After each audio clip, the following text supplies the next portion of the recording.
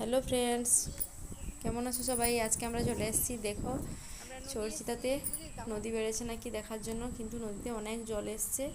আমি আর আমার দিদি আমরা দুজনেই ডিউটি থেকে এসেছি। আমাদের অফিস থেকে ফোন করেছিল নদীর অবস্থা কীরকম, গ্রামে জল ঢুকেছে নাকি দেখার জন্যে।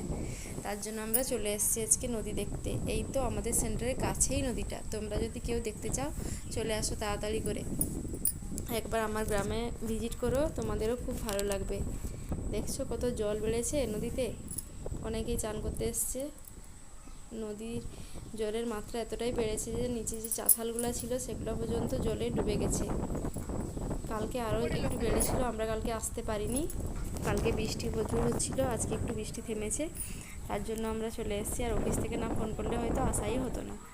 অফিস থেকে ফোন করার পর আমাদেরকে আসতে হলো।